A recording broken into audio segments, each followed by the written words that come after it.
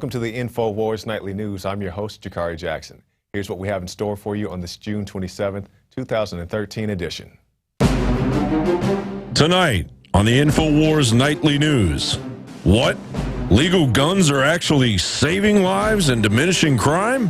Obama's own report destroys his push for gun control. Plus, Russia evacuates all personnel from Syria. Is it open season for the CIA? Then, 5 million people violated under the Stop-and-Frisk program. Enough is enough. All that and more on the Infowars Nightly News. And welcome back. Top story headline: Dzhokhar Tsarnaev charged with murder in Boston bombings. I'm sure that's no surprise to anyone. A federal grand jury in Boston has returned a 30-count indictment against Dzhokhar Tsarnaev, charging him with 3 deaths in the April 15th Boston Marathon bombings and the killing of a campus police officer. The charges included using a weapon of mass destruction and also the use of a firearm resulting in death. Tsarnaev faces a possible death sentence if convicted and is scheduled to be arraigned July 10th. So, like I said, it's no surprise to anybody that this guy would be charged. It's just, what would he be charged with? They did go ahead with the weapons of mass destruction. And, it's just not the Tsarnaev brothers. It's the other guy, the accomplice, the boxer guy, or the MMA guy who got shot by the FBI, the accomplices of the younger brother. And I'm not saying any or all these guys are innocent or guilty, but it's just, this all-consuming thing. It just went so far beyond the 2 brothers and their initial acts. So we'll see what happens in this case, and I definitely would like some things to come to light, such as where the footage is of these guys actually planting the bombs, why these guys, other guys with the Punisher hats, the Punisher logo hats, were walking around with bombs, or backpacks that look pretty much identical to the ones that the bomb was actually said to be in. Things such as that I hope would come out in this case, but I would not be surprised at all if they didn't. We'll move on now to this analysis. Russia evacuates Syrian naval base, and why would they do such a thing? In an interview with Al Hayat newspaper, Russia's Deputy Foreign Minister Mikhail Bogdanov said, presently, the Russian Defense Ministry has not a single person stationed in Syria. The base does not have any strategic military importance. Russia Today had a similar statement, and it goes down to the social media buzz. The 2 primary opinions among commentators are that Russia has scrambled to abandon Syria and/or that, as a result, the green light has been given for possible intervention by other state actors, specifically America and its allies. Now, Russia has been a hotbed for, Syria has been a hotbed, the situation, the Obama administration giving arms to the Syrian rebels, the conflicts with Israel and so forth. So I'm not exactly sure why they would make such a statement to Russia. I'd either think, A, they're lying about pulling all their people out, or B, they really did pull all their people out because they think a situation is very, not just possible, but imminent. So we'll just have to wait and see what happens on this. Why would they evacuate a whole naval base is pretty fishy to me. So we'll find out soon enough. We'll move on to this. Why didn't Snowden go through proper channels to blow the whistle? Well, many other people have, and that really didn't seem to help at all. Numerous whistleblowers have tried to go through the, quote, proper channels to expose illegal spying by the NSA and other government agencies, but nothing changed in response to their lawful attempts. For example, when NSA whistleblower Thomas Drake tried to blow the whistle on fraud and corruption within the NSA, based on the NSA's spying on all Americans instead of targeting only specific criminals, he was prosecuted under the Espionage Act. And it goes on to say from him, he says, you're identified as someone they don't like, someone that cannot be trusted. And that was from Mr. Drake. And there are many other whistleblowers who have blown the whistle through the, quote, proper channels. You remember the ATF, I guess it was about a year ago, the head of the ATF came out with that very Orwellian statement saying that, hey, if you have a problem, you need to talk to us. You need to don't talk to anybody else. We're going to put our big face on the tele screen. You come talk to us if you have an issue. Don't go anyplace else. And, of course, when you talk to the proper channels, you either get fired, you get disappeared, or, just nothing happens in general. And that's the situation we have right here. So why somebody wouldn't go through the proper channels is no surprise to me. You probably need to go through some other channel just to get your message heard. Whoopsie! Give yourself 10 points if you know where that's from. Whoops. Obama-ordered gun report reveals guns actually save lives. I'm sure they don't like hearing that. In a recent study orchestrated by the CDC and carried out by the Institute of Medicine and National Research Council, it was found that individuals involved in violent crimes who defended themselves using techniques other than carrying a gun were more likely to be injured when compared to those who were carrying a concealed firearm. It goes on to say, the report also reminds us of the numerous causes of gun deaths, citing that most gun deaths are at the hands of those who used a gun in suicide, not homicide. So that's for all the people who say, well, if you carry a gun and you're attacked, you're more likely to shoot yourself. This report says just the opposite. And regardless if you shoot the intruder or the mugger, whoever, the person can be scared off by the gun. You may shoot and miss, but you scare the guy off anyway. So I think this was a very great report ordered by the Obama administration, but I'm sure it doesn't have the results that they would like to see.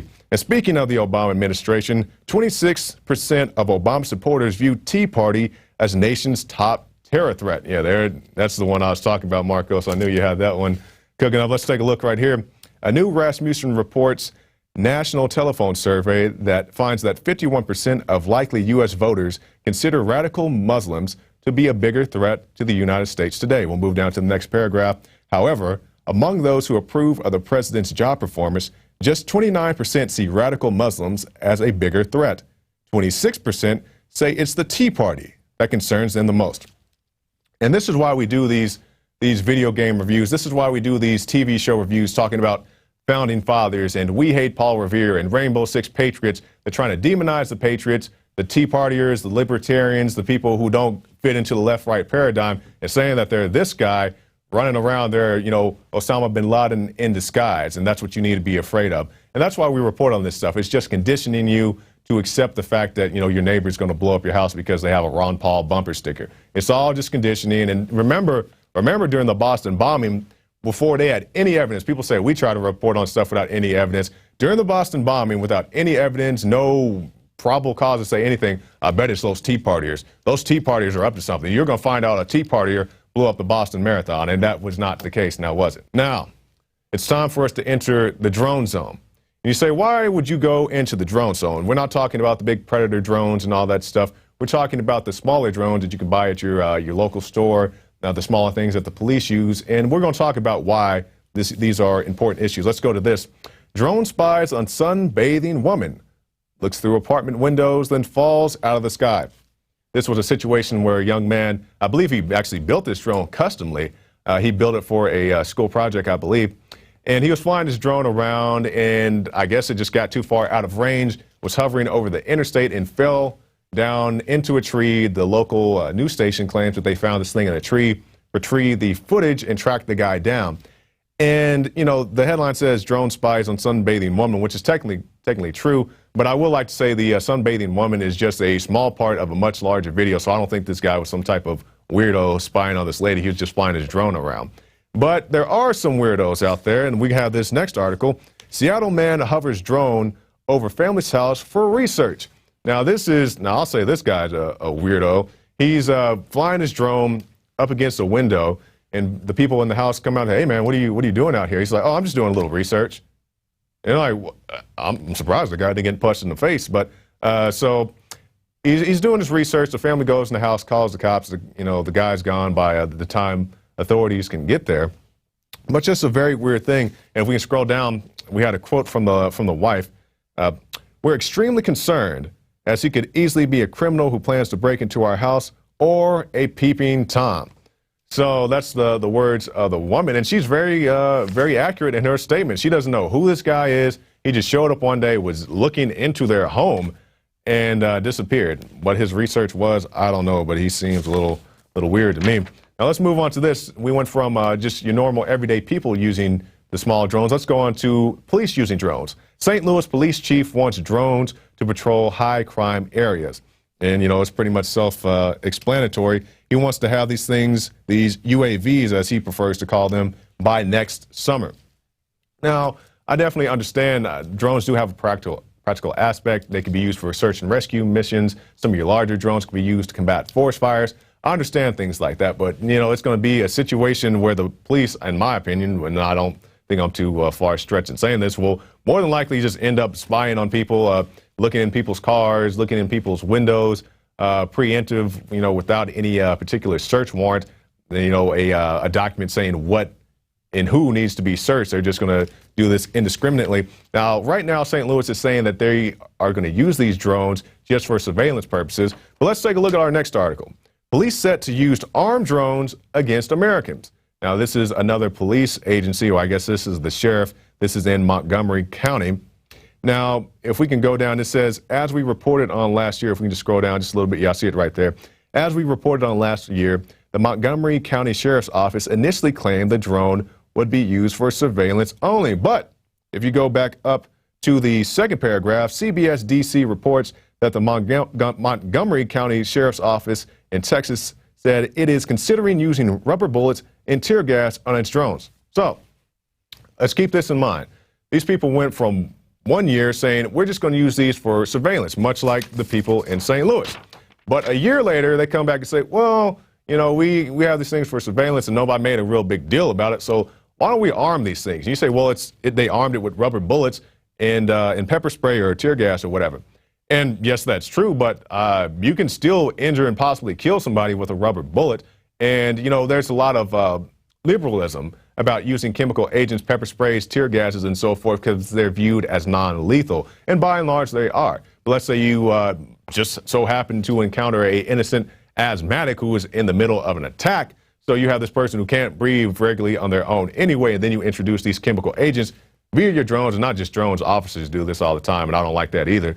But you introduce these chemical agents, and now these people are hacking, they're coughing, they can't breathe, and they don't even know why they're being spied on because these people are using their drones indiscriminately. And speaking of people being spied on and not even being aware that they've broken any law, we have this special report from LeeAnn Mcadoo. So the NSA is watching your every move. Who cares, right? You're not doing anything wrong. Well, as NSA whistleblower William Binney pointed out, you don't get to decide what's wrong. The central government does. In fact, you could be breaking a law right now that you're not even aware of. Take a look at some of these laws that, while they may be outdated and unenforced, most of them are still on the books. It's against the law to take a bite out of someone else's hamburger in Oklahoma. Sporting a goatee in Boston? Well, you better have a permit for that, you whiskery wrongdoer. In Iowa and Eureka, Nevada, it's illegal for a man with a mustache to, under any circumstances, kiss a woman in public. Sorry, ladies and hipsters. A Chicago municipal code from 1911 banned people who were diseased, maimed, mutilated, or deformed to the point of being an unsightly or disgusting object from going out in public. Did you know that it is illegal to fart in public in Florida after 6 p.m.? Yes, I've heard about that. Yeah, they're very serious about their clean air there. Oh, really? In Indiana, a bill was proposed to make law that the value of pi is 3. Thankfully, a mathematics professor was present in the legislature that day, and the bill didn't pass. In New Hampshire, you may not tap your feet, nod your head, or in any way keep time with the music played in a tavern, restaurant, or cafe. Have you ever heard of the Computer Fraud and Abuse Act? Well, you've probably violated it. Have you ever signed on to an unsecure Wi-Fi network? What does unsecure mean? Just like free? You're sitting in your apartment and someone doesn't have their thing locked down, so you're like, oh, I'm going to go on the internet. Yes, I have. Well, that is a federal offense. Have you ever used a fake name when signing up for an internet account? Yeah, of course. Yeah, that's breaking the law, too. Also a felony. Oh, okay. Okay. So you did not mean to commit a federal crime of hacking when you logged on as Seymour Buns.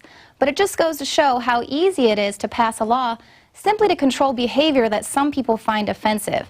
In fact, you don't even have to break the law in order to get arrested for doing something others find disagreeable. Jeff Olson is facing a 13-year jail sentence for writing anti-bank messages in water-soluble chalk on the sidewalk. And a 14-year-old would never be facing a year of jail time just for refusing to change his shirt if Obama hadn't waged an all-out war against the Second Amendment. And don't even think about bong waterboarding snarky caricatures of political pundits, or your entire YouTube account will be wiped out. What you're doing today could seem harmless, but a year from now it could be damaging just based on the whims of those in power. And the police already abuse the immense power that they have. So if the NSA is recording every move that you make, and somewhere along the line technically everyone is going to break the law, punishment becomes purely selective. Basically, those in power will have whatever they need to punish whoever they like, whenever they choose. So the question shouldn't be, I'm not doing anything wrong, so why should I care if I'm being spied on? The question is, if I am not doing anything wrong, then why the hell do you think you have the right to spy on me? I'm LeeAnn Mcadoo, and this has been an Infowars Nightly News Alert. And great report from LeeAnn. Like, there's all kinds of crazy laws. I think, you can't fart in Florida after a certain time. Just all kinds of crazy laws that people don't even know about. It's so ridiculous. Let's move on now to our quote of the day. The most perfect political community is one in which the middle class is in control and outnumbers both of the other classes. That by Aristotle. Now stay tuned, because after this break, Rob Dew is going to be in here talking to some of the guys from State of Mind, or one, Mr. Richard Grove. He's the writer of the film, and you can also check that out at the Infowars shop, and you can see it right there. State of Mind, the Psychology of Control. And that comes with While Supplies Last, The American Dream, another great film. So you get two films for the price of one. And I do stress that's While Supplies Last. Those things are going very quickly. The American Dream, we do have plenty of State of Mind, but just keep that in mind. So Rob Dew is going to be back with Richard Grove right after this, and we'll also have some clips from the video. Now you can watch the Infowars Nightly News streaming live as it happens for free. Check it out at Infowars.com/show.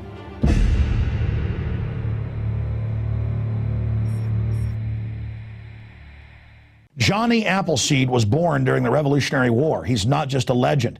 And in more than 5 states, he introduced apples that had not even been grown in the colonies.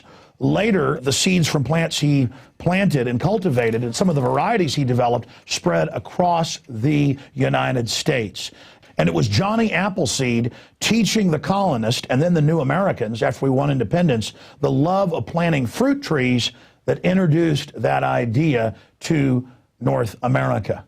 Ladies and gentlemen, it is a revolutionary act to unplug from the television, to unplug from the computer and all the globalist propaganda, and to go out in your backyard or your front yard or planters at your apartment or on the roof of the building where you live, and to plant a garden. Become the Johnny Appleseed of your community with seeds from the Infowars Seed Center at InfoWarsStore.com. The simple act of planting fruits and vegetables and then tending them and taking care of them and then sharing them with friends and family is a revolutionary act against tyranny. The globalists, first and foremost, do not want us to be self-sufficient.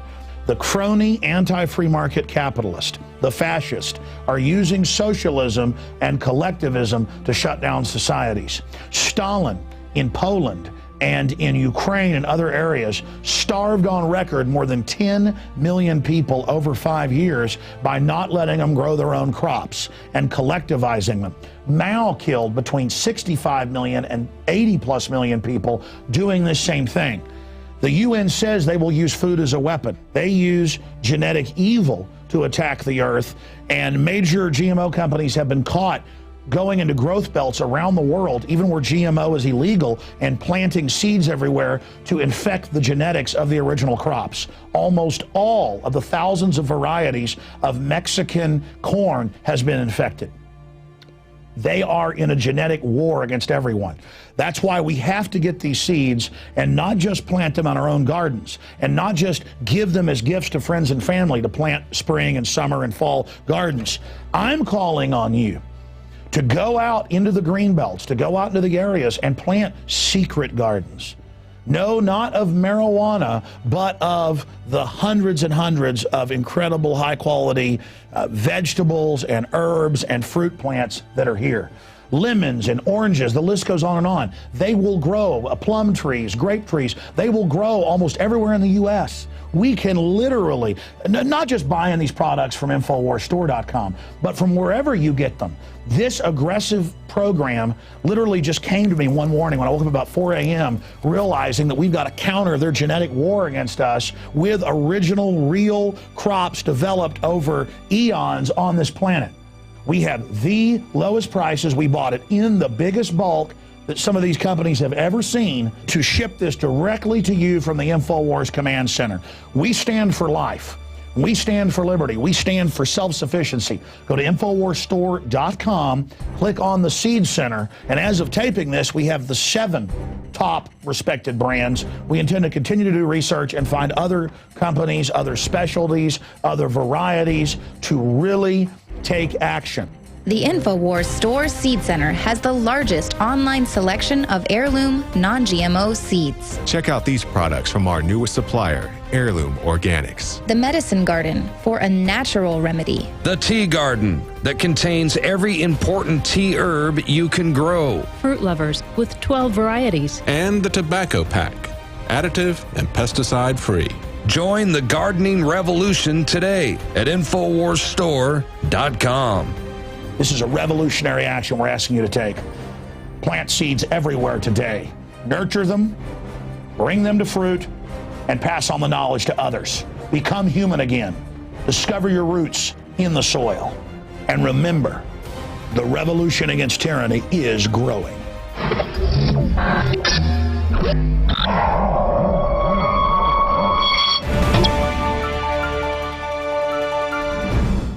Welcome back to the Infowars Nightly News. I'm your host, Rob Dew, and our next guest here in studio came all the way from Connecticut to visit us. He is the head writer of the new film State of Mind, which we carry exclusively at Infowars.com.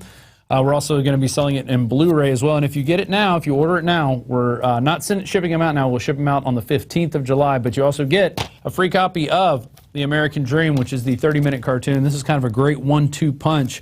State of Mind talks about the psychology of mind control and how the governments and educational institutions in our world out there are basically using us as a laboratory and getting us to do what they want. American Dream kind of goes into the people who financed all this stuff. So we turn now to our guest, Richard Grove. So Richard, thanks for joining us here on the Infowars Nightly News. What brings you to Austin, Texas? I'm promoting a film that I helped to write, and that my participation started out a little bit abnormally because they interviewed me for the film, and then they came and asked me to help craft some of the writing. So the topic is the psychology of control. The movie's title is State of Mind, and it's about the war between our ears. It's not about a war going on out there per se in physical reality. It's about a war going on in subjective reality, and really attacking the integrity of our minds. Starting with youth and education and going all the way up through adults, creating an extended adolescence that keeps people from being self-confident, self-reliant, and self-sufficient. That's exactly it. It keeps them in the nanny state. And we were talking earlier, you being from Pennsylvania, my status from moving from Louisiana to Pennsylvania is that they did treat you like a baby up there a lot more than kids down in South were allowed to grow up, I think, a little quicker, drive earlier, do things earlier. When you move up there, it's a lot more rules. And that's kind of where that comes from. It comes from that area of the country and spreads of keeping kids under control. What you're noticing is the evolution of the Prussian education system. And in places in the South, especially through the Confederacy, were a little bit more self-reliant than people in the North who had already been acculturated to this servant mentality. And so the Prussian education system, before it was imported to America to create servants and servile thinking, it was used to create soldiers in Prussia, which had a professional military that was established but got beat by Napoleon's amateur army. And so they had a very good reason for statecraft to come up with these methods. And the Americans noticed how effective they were over there. And even today, if you travel to Germany, whereas we Americans would just look both ways and cross the street, they'll wait for the sign to tell them, and they won't cross unless it's a crosswalk. You know, so they can always tell if you're a foreigner if you're not, you know, as conditioned as they've been, because they've had about 50 or 60 years longer than we have. But if you look at history, that same Prussian education system led to the Nazis. It led to a bunch of people with operant conditioning, people who were bowing to authority, very much like the Milgram experiment demonstrates.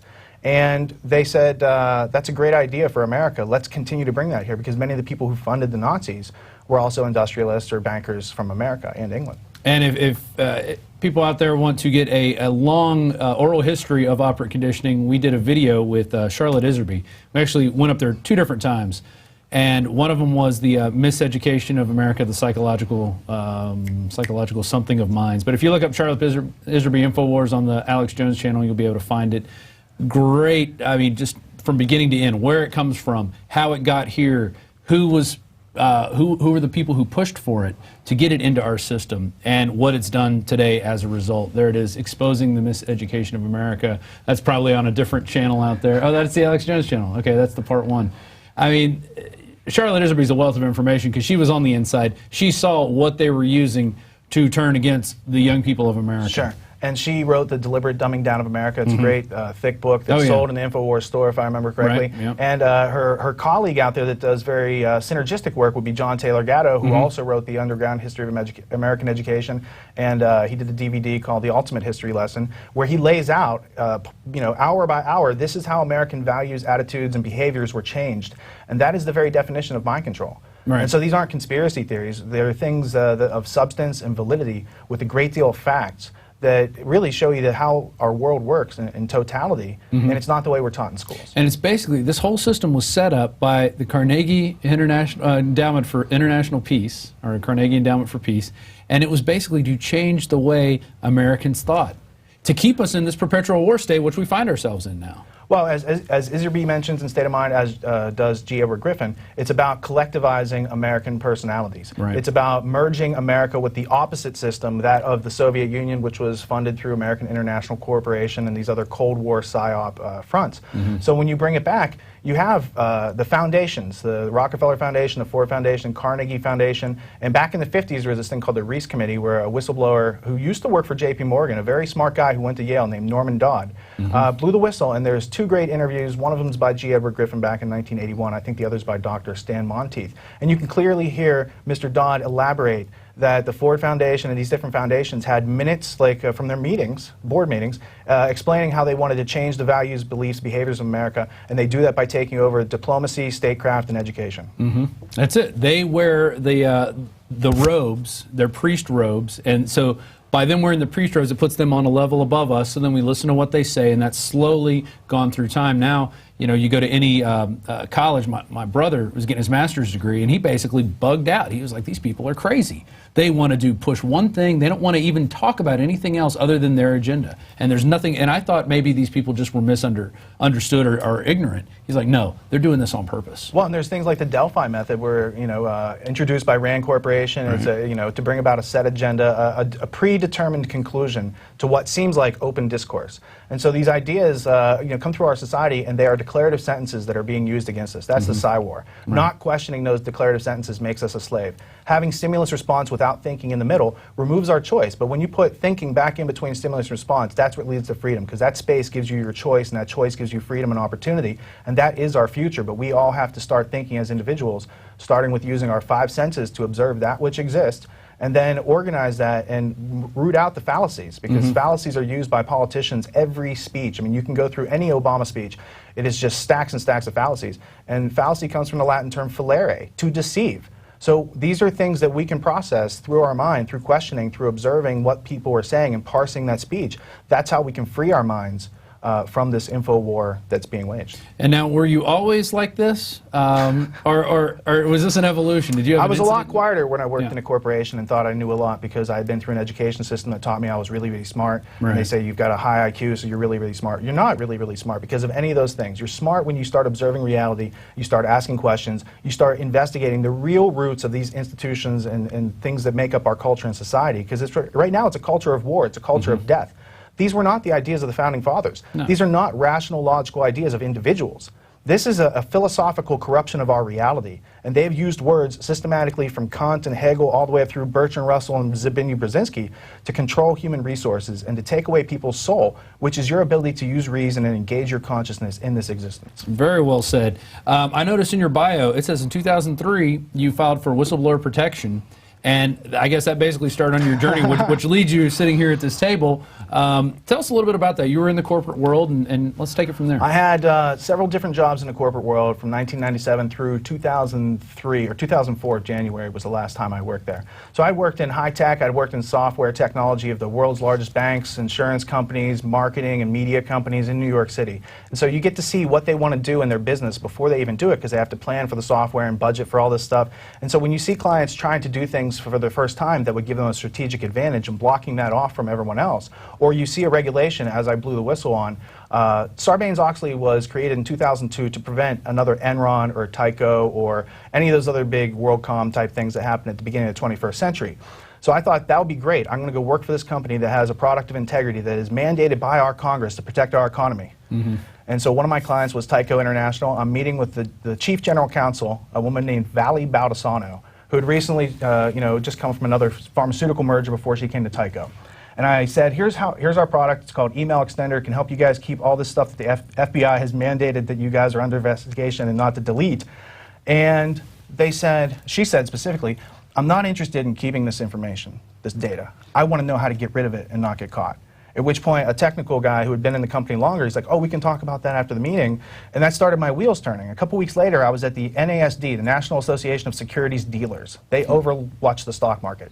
They told me the product I was selling had a backdoor in it, and that the process of maintaining the integrity of the data from email onto the long-term storage could be corrupted, and that you could delete the file in mid-transit and no one would ever know it's there. And did you believe him, or did you think, oh, these guys don't know what they're talking about? I thought I needed to do some more checking into that. And so when I questioned that, no one seemed to be concerned. They didn't want to know the answer. They didn't want to put the customer at ease. Let that guy go. Right. We're selling this to these other companies. And so what you find out is, as I said in the live show earlier, it's like a prophylactic with a hole in it. It's supposed to keep you safe in this situation, and it purposely has a back door so that the only information that they're keeping is that which they want to use for offense. And all this information that you're supposed to use for defense to defend in court or prove someone's guilty in court, that's purposely deleted. The SEC, after I called them, they said, we could put you in jail for telling us this. They were already investigating my company, who was dealing with DynCorp.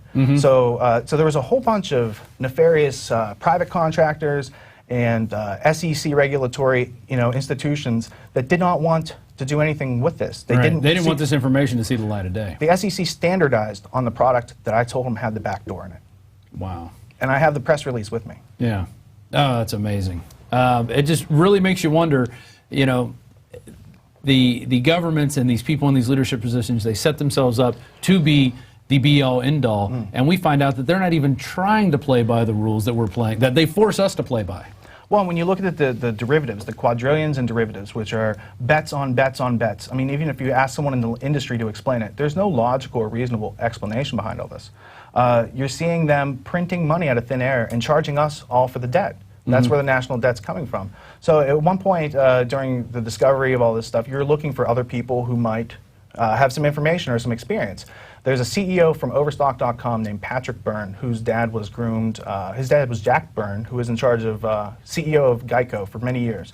And I did an interview with Patrick Byrne called Overstocked. It's about the deep capture of our markets through the use of these types of frauds that are kept away from the American public. The press is not going to warn the public, because I went to the press, and that's how I discovered alternative media, that they're not interested in valid evidence that would protect Americans from being taken advantage of through the financial fraud, the crisis, the catastrophe that's gone on since like 2006, 2007 to present. When I blew the whistle in 2003, that was all evident that it was going to happen if you had a back door across all these companies and you can launder money through all these companies without them knowing, and they could be responsible for it. Right? And when you get into the fact that there's no regulators actually trying to watch over that stuff, it's more how can they use these things for their own private agendas. Then you go through the wake-up, and eventually you discover Alex Jones online, and you discover that there's other people who are looking into these things, and that there's a lot of credibility to it, but none of us can do it on our own. So we have to work together and kind of share that information to bridge the gap. And it's sometimes hard to find that smoking gun. You could put different links together and different leads together and come up with a conclusion like, oh, this is why this is happening. But it's finding those documents that are just red hot that say, this is how it is. This is the template. This is how they're using it. Well, I explained my microcosm experience. Let's go to the macrocosm. A document that gives you a template for what's going on is a book that you guys sell in the Infowars store called Tragedy and Hope, A History of the World in Our Time. And it's not alone. Anglo-American Establishment, Quigley's other book, clearly tells you, like, here's how the structure works, here's how it's being funded, here are the people, and he went inside their organization and had access to their records. So it's an incredible historical document that they try to destroy. They destroyed the plates of it. They republished it in 1968 under a different name that was only the last half of the book. So it was called The World Since 1939, A History, and it contained exactly only the last half of the book. You need the first half of the book to understand the last half of the book. Some of the omitted pages cover the Bank for International Settlements being formed by the Bank of England, which is a Rothschild entity, and Helmar Schacht, who was Hitler's banker. So when this clearinghouse of all banks that it was a predecessor of the World Bank and IMF, you see its origins, then you can see its form and function. When you go to the World Bank or look at any of these other institutions, that was Eugene Meyer, who owned the Washington Post and was on a Federal Reserve board, right? So these Which is why the media didn't speak out against it. Well, and that's why you have Woodward and Bernstein, as Rappaport says, 2 cub reporters who get the story of the century, that's because the establishment wanted Nixon out. There's a much bigger story there. And when I interviewed Rappaport a couple weeks ago, he's illustrating, he's like, Rockefeller, Nixon, Nazis, there's all these connections, I.G. Farben, there's all these different historical aspects that we're not taught about. And that's one of the things that I think is so fascinating about our line of work, is that there's a whole reality out there that we haven't been shown, and each day we get to like peer a little bit further by asking questions, digging up artifacts, sharing them, and trying to... And a lot of the Watergate cover-up was just to keep people away from the links to the Kennedy assassination. Absolutely. Absolutely. And when you look into that, a guy named Charles David Jackson, C.D. Jackson, who ran Fortune and Time Magazine, he's the guy who goes and buys the Zapruder films. He gets all the copies from the Secret Service and from Zapruder. And so his job was psychological warfare. He was groomed by Nelson Rockefeller and worked with William S. Paley, who was in charge of CBS. So during peacetime, these guys are in charge of your trusted media outlets. During World War II, they were psychological warfare operations. The book I would reference on that is Psy-War by Daniel Lerner. He was a military specialist. He was in this, and there's pictures, and it's just like mind-blowing that psychological warfare plays such a huge role and is so integrated. It integrates every topic that you guys talk about on Infowars. But really, what people need is a portal or a hub, and I really think that State of Mind was designed so that people could show this to other people in a very credible way, get their wheels turning in the right direction so that they can be an individual again, and let them know that there's plenty more where that came from. There's plenty more substance, but that's really the showcase to pass around. Right. So let's get into State of Mind, and we were covering topics that are obviously in this film, but let's get into the meat and potatoes of it. What do you think is the most important section of it? I mean, obviously it's all one film as it works together, but to you, what section stands out? I think the most important section is the introduction, because that's where it connects into pretty much anyone who watches it. There's a history that you're not aware of. There's a role in history that you're being played right now. A script has been written for you, and you are acting it out every day until you stop outsourcing your thinking and start becoming an individual and not just parroting what the corporate media says. It involves questioning everything and learning to take the integrity of your mind back into your own responsibility, your ability to respond. Trusting your instincts. Let's go to that introduction right now. It's almost a 2-minute clip, and this is the intro to State of Mind. So here it is, available at Infowars.com exclusively. For himself, mind control is working. This is the constant battle and the struggle. What does my freedom mean to me? What is it? How deep does it go? How far-reaching is it? Individuals come already with their rights. They're born with their rights. They're inherent. They're hardwired. They're hardware. It's tragic. They've lost their sense of the importance of the individual, each individual. We're not animals. We're individuals. We're created in the image of God. And so what you have is everybody's born into this control structure. Everybody's born into authority. Everyone's born into this situation. But just because you have an authority making decisions for you at some point when you're very young, too young to take care of yourself, doesn't mean you should always cater to authority your whole life. Fatalism, defeatism, what Bob Marley called mental slavery. That's was a huge thing that he would sing about. How do we emancipate ourselves from mental slavery? Have we moved to that point of such slavery that we're too far gone? And just kind of letting it all flow by and being apathetic about it just gets you in a position of being controlled. You know, there are some people that don't care. There are some people that don't know and don't want to know. It is very frightening. If you really look at it, you would be left with the understanding that you were obligated to do something about it. And, you know, people work really hard every day, and they just want to relax and enjoy their life. We have established a framework for the most part, works pretty good. People enter into this contract with society. That contract allows them to follow certain rules and expect certain returns on their investment of working within the framework of the contract.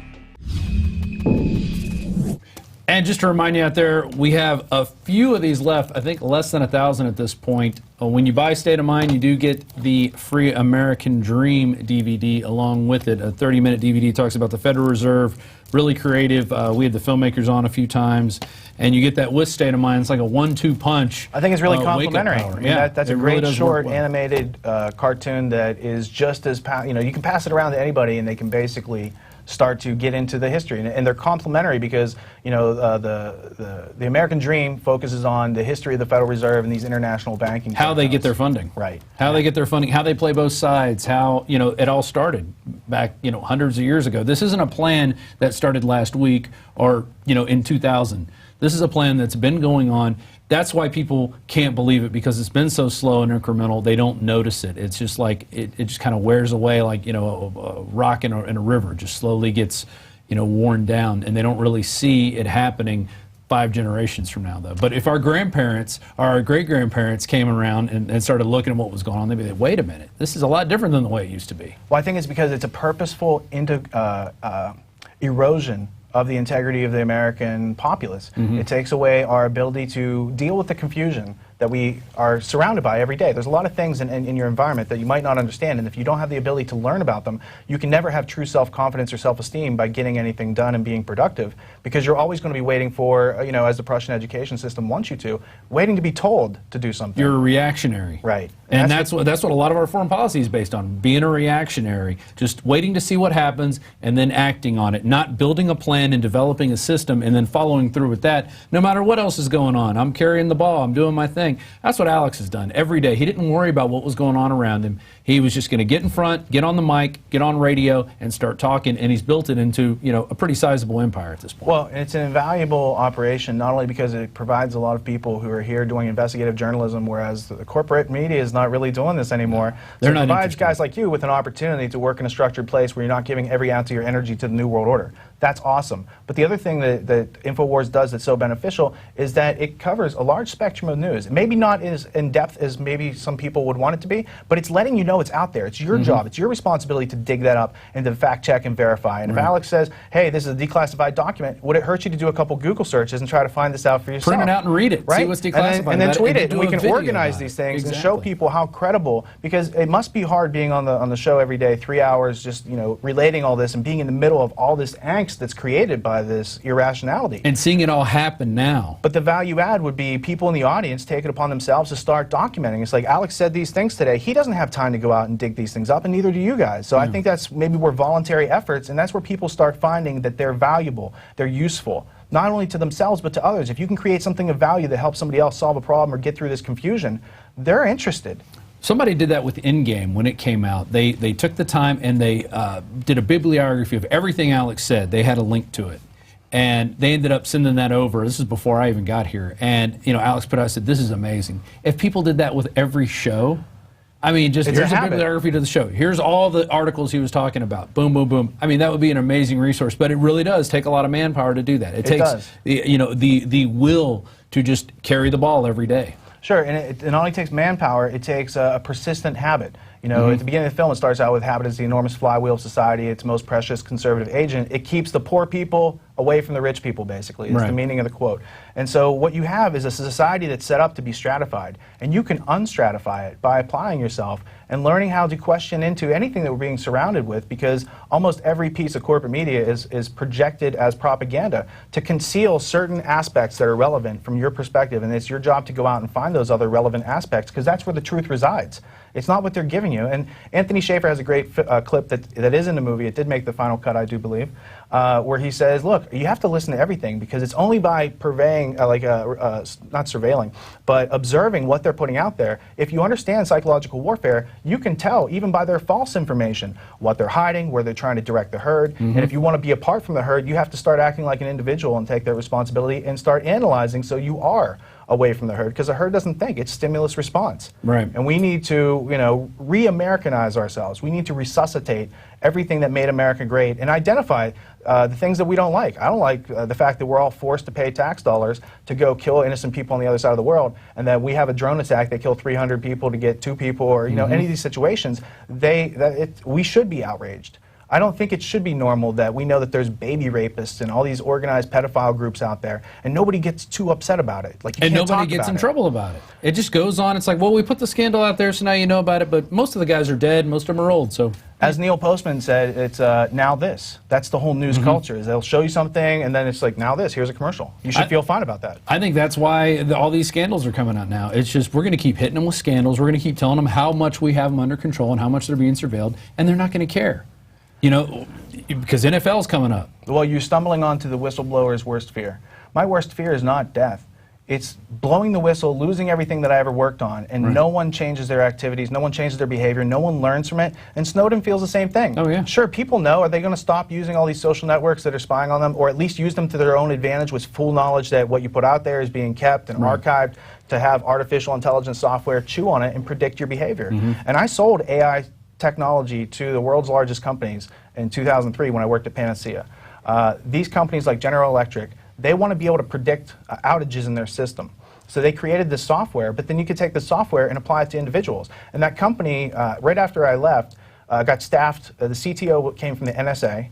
And they changed the product into an email box monitoring system. So what's not being captured by Prism out there is being analyzed by little, bot systems with little spies. They're called, they're basically little spies that go in through all your infrastructure to report back. And they have learning capabilities, and they have graduation and trustability capabilities. So when someone at the company sees an alert come up, they're like, oh, this is an educated AI module that has taken in all this data. So it's going to be pretty accurate. Right. Well, let's look here. So I don't have to look at everything. I just have to look at the targets that it's providing. Wow, let's go into another clip here. This one's on operant conditioning, which a lot of people don't know. This is a term that isn't talked about in public school, obviously. Public school is an operant conditioning festivity. Exactly. My son knows what it means, and he is in public school at this point. I'm trying to get him out of it. I don't want the other two kids to go, but he's definitely the most awake public school kid out there. He routinely gets in trouble for questioning things, and I say, you know what, you're not in trouble by me. As long as you have the references. Exactly. And I think, the habit that I've gone through is that most of the things I produced, the last episode I produced for my history show was on the origins of the United States intelligence community and why they spy on us. There's like 150 plus footnotes, links, references for that one episode. But when I interviewed John Taylor Gatto for the Ultimate History Lesson, for that 5-hour session, there's 1,000 footnotes. You can learn more from watching that one DVD set and going through those footnotes than you can at any university in this country or on the planet. So the fact is, you can get a world-class education for pennies if you know what you're looking for, but the culture we live in is not really readily going to direct you toward those methods to attain high levels of certainty in your life, to be able to plan out your time to get things done, to be able to talk to people empathetically, to be able to deal with other people diplomatically and not use force, fraud, and coercion, because I think those are the things that are missing that they use to divide and conquer us. And that's every bit of operant conditioning, because those are the habits that have been conditioned into Americans. Exactly. So let's go to that clip right now. It's operant conditioning. It is from State of Mind, The Psychology of Control, available at Infowars.com. Building upon this dehumanization of individuals to the animal state of stimulus response, Russian researcher Ivan Pavlov and American researcher John B. Watson conducted experiments based on classical conditioning, a simple manipulation of reflexes under observable conditions. These methods were then improved and perfected by Harvard psychologist B.F. Skinner. B.F. Skinner was also one of these famous American behaviorists, and he championed something called operant conditioning. Again, just a fancy jargon term for some basic common sense. And operant conditioning was really all about negative reinforcements like timeouts, positive reinforcements like food pellets and money, and punishments, which are like punishment, shocks. This operant conditioning doesn't work so good on anti-authoritarians, people who challenge and resist authority. And later on, research has shown that operant conditioning works best on people who are dependent, infantilized, in other words, made like children. When you ask yourself, as a teacher, as I have at the college level, what have I got that my students want? It's sometimes a pretty discouraging question, but you can discover things which will be reinforcing to students at any level. And that has been done. A great deal of progress has been made. There are things in an ordinary, even say a ghetto classroom, lower grades or high school, that can be used as reinforcers. You can have special foods at lunchtime, access to play space, privileges to associate with other kids of your choice. More and more of these things have been brought into play as the kinds of contrived reinforcers that can be used temporarily to get the kinds of behavior which will then eventually have their own natural consequences which will be reinforcing. So there you go. We're all being conditioned. We're all being trained. Stimulus response, dog training, as Charlotte Iserby likes to say it. Skinnerian dog training to turn us into a little collective of communists, essentially. That's what they're training us to be. Well, and I think what you learn, as you study more and more into the history, is that there's only one war that's ever been waged through human history, and it's the war on consciousness, and it's waged by the people who want to suppress consciousness. People who have a monopolistic position and they want to maintain that are going to suppress consciousness all around. And so what you have is that we have consumers today because we've been all conditioned to act like this and to get a new car every couple years and just run up your mortgage and do all these things, like live outside of our own means. That is a form of extended adolescence. And one of the favorite euphemisms that John Taylor Gatto related regarding school, it's not so much dog training. It goes back thousands of years. This is how they trained fleas. And fleas, to break the myth, the flea circus, they're not trained. He talks about this, Hubert's flea circus, and it was just such an amazing epiphany, because when you go through, you find out that the fleas are categorized according to certain habits or certain ways of movement, and then they're just harnessed to appear to draw chariots or walk a tightrope or do these different things. And so in asking how fleas are trained like that, you have to put them all in the jar. And then Gatto says they all try to jump out and follow their individual flea agendas. So you put a lid on the jar. And after a while, they all hit their head on the lid and can't get out, and they learn helplessness, right? And this is one of the things that Bruce Levine talks about in the movie. And this learned helplessness, you can now take the jar off, the lid off the jar, and they won't jump out. And Gatto realized, he says, I realized that was the lid on the jar. And that's when he decided, I'm not going to work as this advertisement, because he was the New York City and State School Teacher of the Year, and he was being used as an advertisement to uphold the school system that's really damaging children. And he had a stroke a couple weeks after we did that interview, so we still type back and forth. He just types with one finger instead of before the stroke where he had two fingers. So he's still there. He still writes prolifically, and he's been writing about his first weeks in the New York City school system, and it's appalling. I cannot believe what went on back then, and I can only imagine how much worse it's gotten. It's incredible. And you talk to these people who are in the schools, who are vested in it, and they're just like, we just need more money, we just need more money, tenure. We just need more money, we just need more money. And what are you doing with all this money? It's almost like the military. You just keep giving them more money, and they just look for people to bomb. Who are we scared of? Yeah. Why is America so insecure? Why do we have bases in 300 countries? How is that in the Americans' interest? Or is it not in the American interest? Is it an Anglo-American establishment interest? Is it, this idea has nothing to do with the country at this point. Right, and so this is what the book Tragedy and Hope brings out, and this is what we're talking about in State of Mind, because the idea of Cecil Rhodes in his last will and testament to reunite America with Britain, it's something that goes on here in America, but Americans aren't aware of it. But most people in Britain are aware that they've wanted to get the colonies back. And Arnold J. Toynbee is writing about how it's basically blasphemy. It's obscene that Americans have sovereignty and aren't, under the divine right of kings line of rulership that they've got going over there. And that's the name of your website, tragedyandhope.com, right? Which is, of course, named after the Quigley history book, because after I found the substance of that book and the central points it connected that you could work out from credibly, I just found it to be invaluable, and I thought that's a great company name because it would reinforce, getting people to read, checking this stuff out, finding the validity, read page 52 and learn about the Rothschild financial empire, and then go out and get 20 or 30 autobiographies or biographies written by them and learn about the people who run our world and these financial systems and control enormous amounts of press companies and financial institutions that are shaping and funding all these other working groups.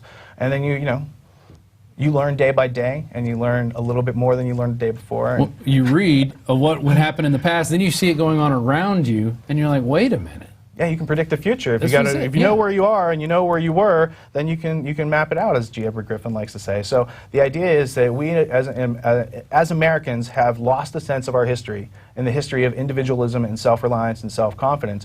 And in place of that, it's outsource your thinking, outsource your self-esteem through conspicuous consumption, outsource your decision-making through these elected officials that you've never met and never call you to ask what you want them to do. Right. I mean, it's a total hoax and a total ruse. So the enlightening aspects of being a whistleblower came in learning about reality and finding out what exactly is going on out there, and not continuing to gamble with my life in a game that I didn't know what the rules were or how to play or what the purpose was. We were just all trained to, grow up, make a lot of money, and all your dreams will come true, and that's not true. You're thrown into the game board. You look around, you see what everybody else is doing. You're, well, I might as well just follow these people because they look like they know what they're doing, right? And they don't know what they're doing. And there's no adults around, so we have to take it upon ourselves to outgrow that adolescent mentality that someone else is responsible. No, if you see something wrong, if you see something that needs to be improved, that's, Thomas Carlyle said, do the deed that lies closest to thee, or nearest to thee, one of those two. But the idea is, look around you and the things that you're unhappy about, try to be that change you want to see in the world.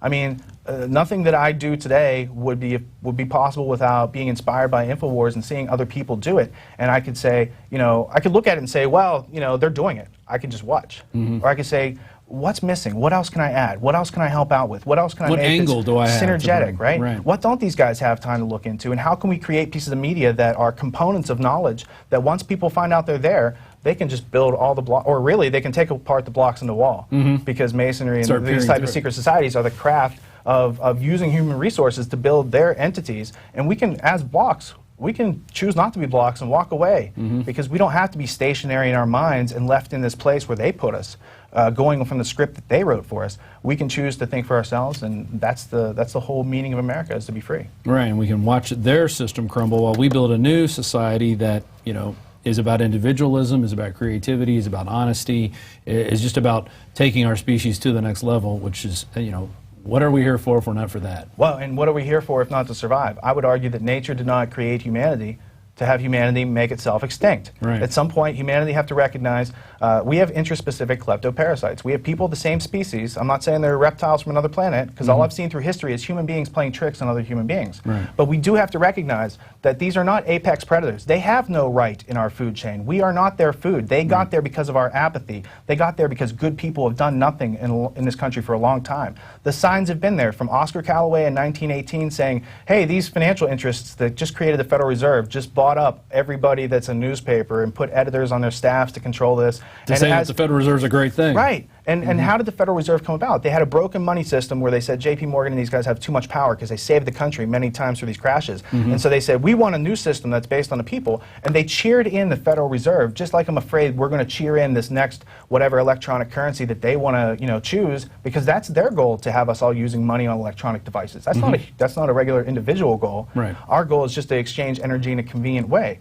So that gets into what is the definition of money, what are the case histories of how money's been used and evolved through time. And through that history over several thousand years, you can look at each case study. Some of these people used copper, some used iron, they used different things of currency, but some of the currencies start to gain momentum. And then you see city-states fall. Quigley's first book was The Evolution of Civilization, which shows these 7 steps that civilizations go through. Guess which step we're in? We're in the part where we eat ourselves basically as a civilization, and that's not very cool, and it doesn't have to go that way, but it is going to go that way until enough people recognize the validity, credibility, and substance of the history that we all share. Until we get enough people to look around and realize that they're in a cave. Until we get enough people to see State of Mind and pass it around and watch it with their family, co-workers, and friends. There you go. I see why they hired you as a writer.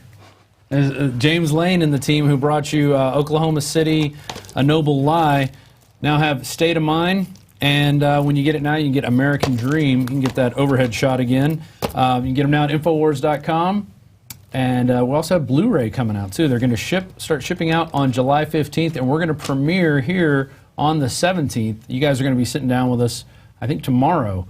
And we're going to do kind of a PBS-type-esque thing where we show the film, but we have you guys talking about it in between. I think it's going to be a rousing discussion. We're going to have 4 of the filmmakers, 2 of the producers, the director, the writer here, Richard Grove. Might even get the narrator if you ask her nicely. There you go. Oh, okay, that's your fiancée who's the narrator. Yeah. All right, excellent. Well, it's been great talking with you. Congratulations on getting this out. Congratulations on your website, too, Tragedy and Hope. Check it out. It's got a lot of good information there. And that's going to be our show for today. And remember, out there, you can get your copy now of State of Mind exclusively at Infowars.com. You've been watching the trailer. Get a copy now. Secure it now, because if you do it now, you still have a few of these left of the American Dream that go along with it. Great 1-2 punch at InfoWarsStore.com. Also, while you're there, we have the new Infowars magazines out. They just came out today. They're going to be shipping out in the next few days. What's great about this one? Not just one page of stickers. No, we have a whole nother page of stickers right here. There you go. So you get 2 pages of stickers. Be sure you only put them up in legal and lawful areas. We wouldn't want you to put them on the back of a police car or anything like that. That would not be the intention of these stickers. They're to go out there to warn people, to wake other people up in your area. But also you have this great magazine to go along with it that you could leave at your dentist office after you're done with it, or leave at your doctor's office, or leave at the local pub. Get some people talking about stuff other than sports. Get them talking about the government spying on them, which has to do with this topic, the topic of this month's magazine. You are the target of government spying. They want to know everything about you, but they don't want you to know that they want to know everything about you. They want to pretend like, nah, we're really not interested in you, but they are. And with that, that's our show for tonight. And we will see you next time, 7 p.m. Central, here on the Infowars Nightly News. I'm your host, Rob Dew. We'll see you later.